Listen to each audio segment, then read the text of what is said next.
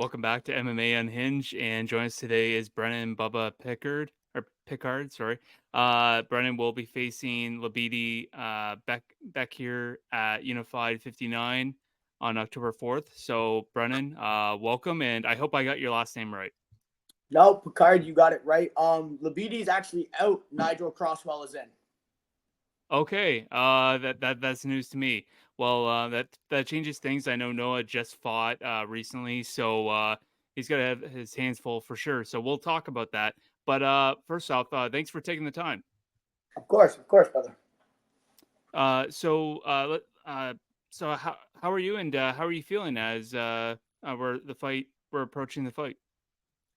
I'm feeling amazing, man. I'm feeling one of the strongest I've been. I had a little bit of a layoff dealing with some injuries, but I'm back. My body's healed. Everything's feeling really good. I'm firing on all cylinders.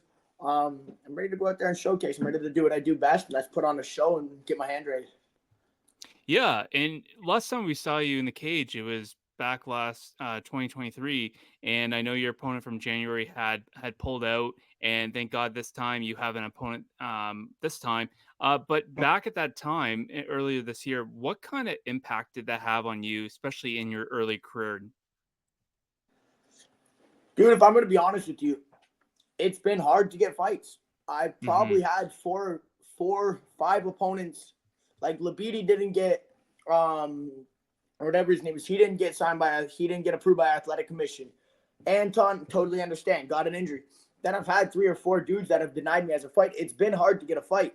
So Yeah. I'm honestly just grateful. But I always look at it, man. It's like I'm just walking the path God has laid out for me what to do. So that wasn't my time. That wasn't my time. My head's been on straight. I've been really keeping my nose to the grindstone, and I've been staying honest with myself. So it's like how I look at that is, yeah, it was unfortunate. It sucks, but like life fucking sucks sometimes. So it's like put the big boy pants on and do what we got to do. We stayed the course. We stayed to the mission, and now that time's come, and I'm gonna really show everybody like the improvements of it all, because it's not just time off. It's not just like, oh, if I didn't happen, blah blah blah. Like, yeah, I had an injury, come after it, but it's like we've been Hmm. working, we've been grinding. So it's like people are gonna see what this time off has done.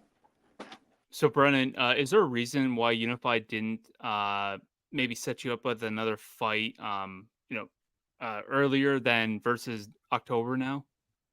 So what happened was is June when they came back to Toronto. That's when my injury was happened. So they tried to get me January. Opponent backed out. I got injured, couldn't fight in June, and now I'm healthy and I'm ready to rock. So And that being said, I mean, I know that you have an opponent change. So, at that point, when did they? When was this news? So, when did Noah step in? Nigel, the Or younger no, brother, sorry, excuse me, Nigel. Nigel, he probably like what are we now? 2 weeks out? Probably 2 weeks ago. Okay, and I okay. So before I get into the fight, because this is news to me, just curious, the nickname Bubba. Is that like a childhood nickname, or did someone give that to you in the gym, or how did that? Talk about the story behind that. Oh, dude, that's just a childhood nickname, like the bottle Bubba. My parents just always called me Bubba, and kind of lost it when I was a teenager. But then I started training with my cousin, who's one badass motherfucker, Peyton Corgan, and he always called me Bubba because it ran in the family. So he's like, oh Bubba, what up? And then my coach heard that and he's like, oh Bubba, it sticks. And then I teach kids too, so Bubba's like a fun name for the kids, man. They're my pride and joy, like being there for them, leading by example. So we just kind of ran with the name. So Of course, of course. And let's talk about your opponent with the change. My apologies, Noah, Nigel. I get the brothers mixed up. So I know Noah just recently fought, but you have not now. You have Nigel in front of you.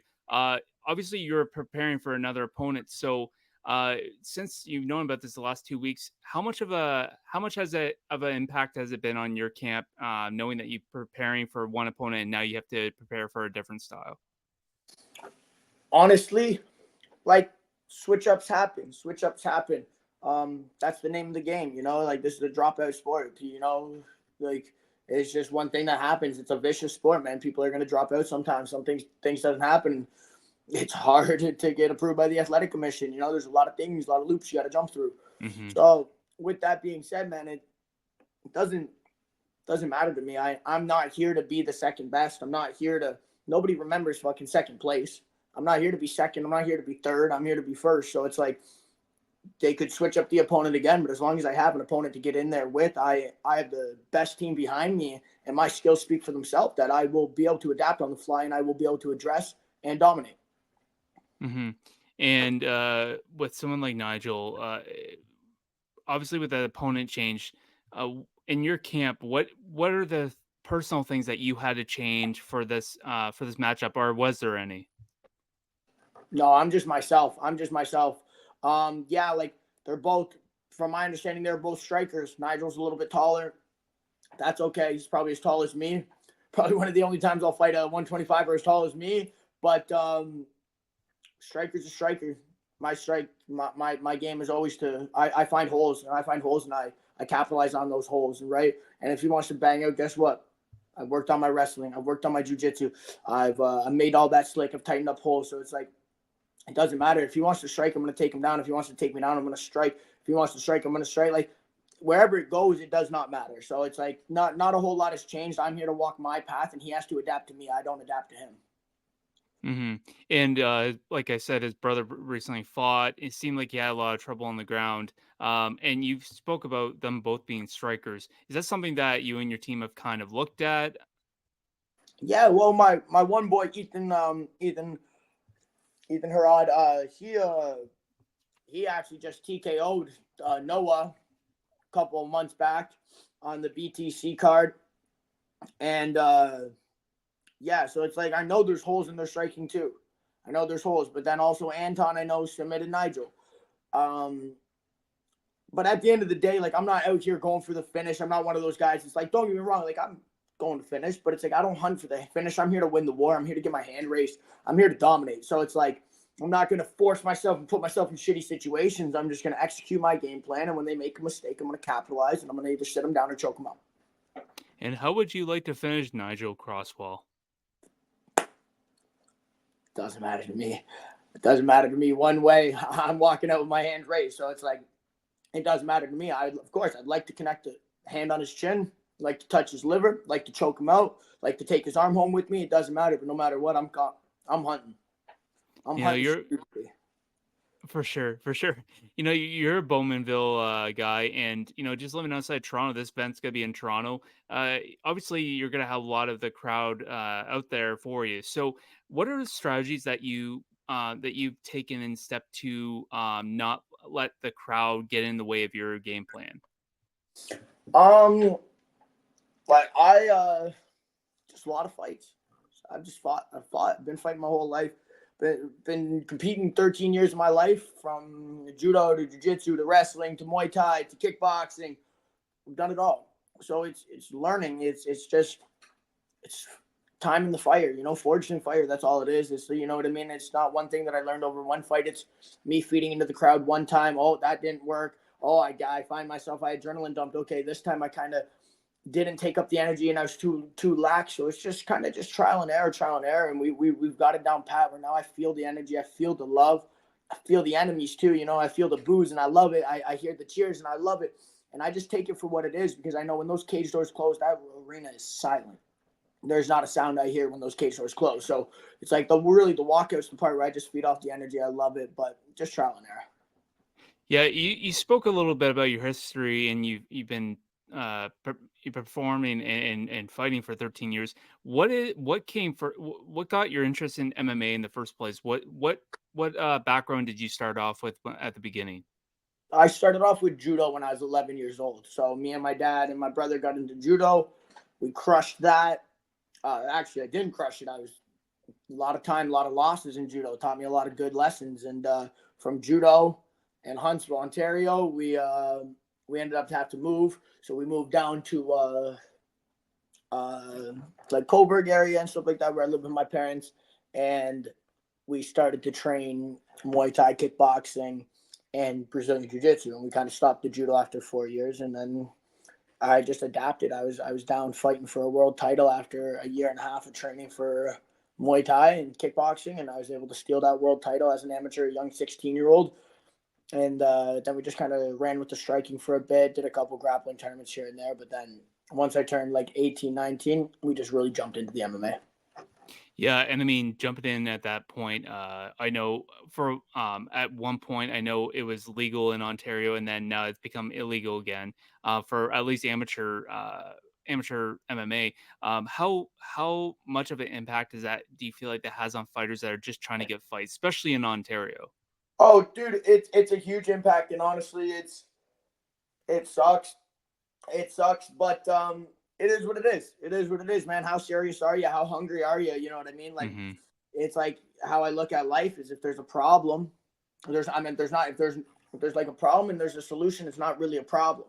So it's like there's always a solution. There's always a way around. Go to Alberta. Go to BC if you have to. I'm lucky that I had homies down in Texas. Mark De La Rosa from De La Rosa MMA. Him and his wife are. He was in the UFC. Montana De La Rosa is still in the UFC. They took me under the wing.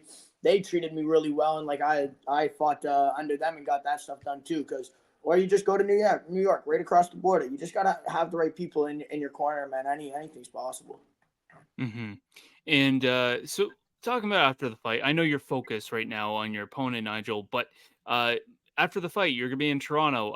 Any plans for cheat meal? And what is your go-to cheat meal after any fight or any competition? Go to cheat meal. I drive back to Bowmanville, Ontario, and I go to Talk the Town. That is the best cheat meal you'll ever have. That's authentic fried chicken. They make the best trappy patties. Talk of the Town's 1-in-1, the best. Nobody competes. Nothing's around it.